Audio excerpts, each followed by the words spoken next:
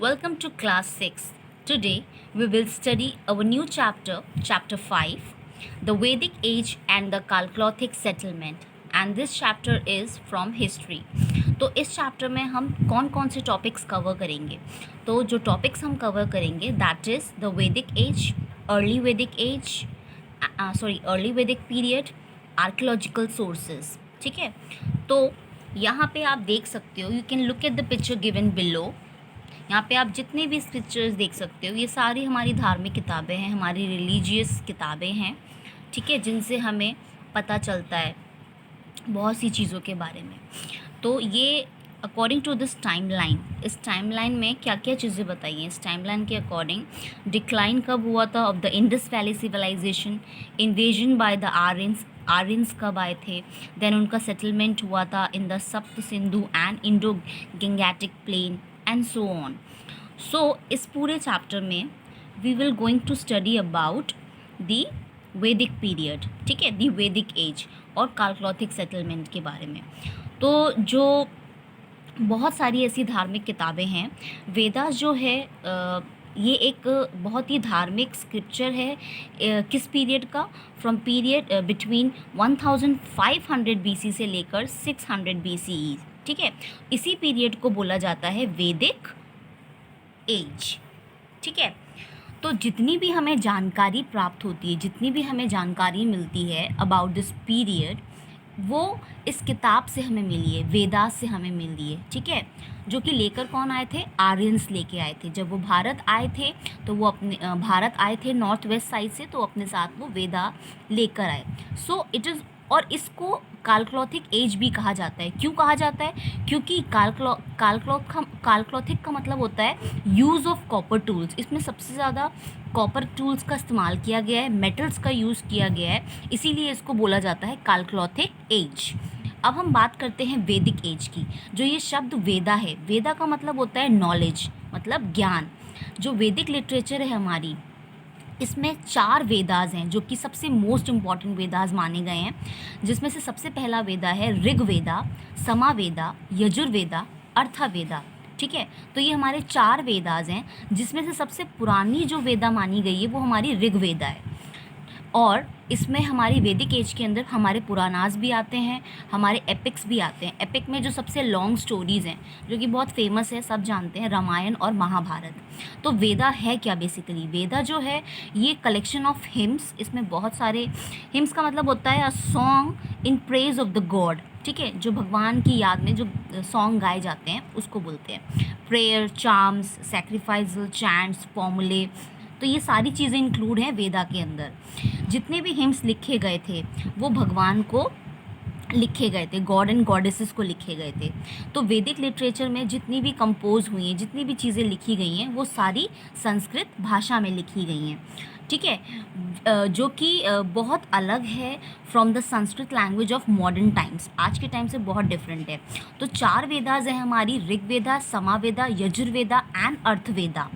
जो अब जब आर्यंस आए थे तो वो अपने साथ वेदास लेकर आए, और जब वो सेटल हुए तो वो अलग अलग जगह पे सेटल हुए थे. They dispersed on the plain of north India. वो नॉर्थ इंडिया में अलग अलग जगह पे डिस्पर्स्ड हुए थे, बिखर गए थे. And after they invaded the Indian सब कॉन्टिनेंट. तो यहाँ पे जो किंग भारता है और जो उनके डिसेंडेंट्स थे, ठीक है, जिनके बाद नाम रखा गया था भारत का भरतवर्षा, देवर आर्यंस, जो कि आर्यंस थे. वैदिक एज को इन्होंने डिवाइड किया हुआ है यहाँ पे. अर्ली वैदिक पीरियड जो कि 1500 टू 1000 BCE के बीच में है, एंड जो लेटर वैदिक पीरियड है वो 1000 टू 600 BCE के बीच में है. यहाँ पे आपको इन्फोपेबल्स में कुछ इन्फॉर्मेशन बताई गई है. यहाँ पे कुछ फॉलोइंग चीज़ें बताई हैं वैदिक लिटरेचर के बारे में. जो ओरिजिन हुआ था इंडियन म्यूज़िक का वो समावेदा की किताब के अंदर है. जो गायत्री मंत्र का ओरिजिन हुआ है वो ऋग्वेदा के अंदर है. ठीक है, 4 फोल्डिंग डिवीजन ऑफ सोसाइटी, जो हमारी 4 भाग में जो हमारा समाज बटा हुआ है वो भी ऋग्वेदा के अंदर जिक्र किया गया है. जो लड़ाइयाँ हुई थी आर्यंस और दासास के बीच में वो भी ऋग्वेदा के अंदर बताया है. पशुपति शिवा वो अर्थवेदा के अंदर बताया है. और जो कन्वर्सेशन, जो बातचीत हुई है यामा और नचिकेता के बीच में, वो कथा उपनिषद में बताया है. ठीक है, तो नेक्स्ट हम बात करते हैं अर्ली वैदिक पीरियड की। इसमें क्या है जो ऋग वेदा है वो सबसे पुरानी हमारी वेदा मानी गई है और ये कंपोज की गई थी अबाउट 3500 ईयर्स अगो। और इसको डिवाइड किया गया है 10 मंडलाज में और किताबों में, ठीक है। और इसके अंदर 1028 हिम्स जो हैं वो कंटेन हैं। हिम्स जो हैं जो कि बड़े बड़े ऋषि मुनि ने, सेजेस ने, जो ज्ञानी जो औरतें हैं, वुमेन हैं, उन्होंने ये हिम्स लिखी हैं, ठीक है। आज के टाइम पे पहले के टाइम पे क्या था, जो ऋग वेदा था वो रिटन फॉर्म में नहीं था, सिर्फ ओरली फॉर्म में था, ठीक है। बट अब जो है वो रिटन फॉर्म में है। नॉलेज जो है वो धीरे धीरे पास हुई ऑन दिस वे। तो जो नॉलेज पास हुई है बाकी के लोगों को, उसको श्रुति कहते हैं, ठीक है। Later on they were written on a birch bark, बाद में धीरे धीरे उसको बिर्च बार्क में लिखा गया या पाम लीफ में लिखा गया। नेक्स्ट हम बात करते हैं ड्वेलिंग ऑफ द आर्यंस। अब आर्यंस जब आए थे तो उन्होंने सबसे पहले कहाँ रहना शुरू किया, तो अर्ली वैदिक पीरियड में they lived in the region, एक ऐसे इलाके में रहते थे जिसको सप्त सिंधु कहते थे, जो कि आज के टाइम पे मॉडर्न हरियाणा और अनडिवाइडेड पंजाब में है।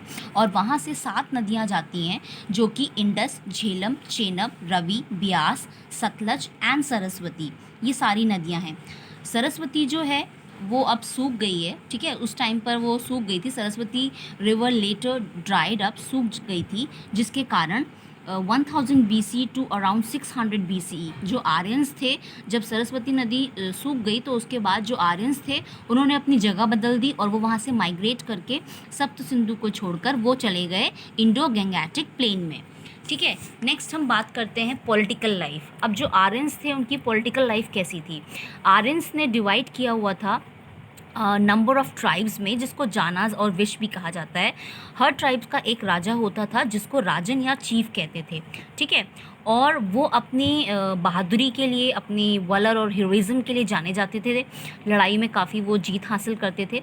ड्यूरिंग द लेटर वैदिक पीरियड, इनका जो लेटर वैदिक पीरियड था उसमें ये किनशिप जो था दैट बिकेम अ हेरिडिटरी, मतलब कि व्हेन वन किंग डाइड, जब एक राजा मर जाता है तो उसका जो बेटा है राजगद्दी पे फिर वो बैठता है, ठीक है। तो ये हेरिडिटरी था, जो इनका किनशिप था वो हेरिडिटरी था।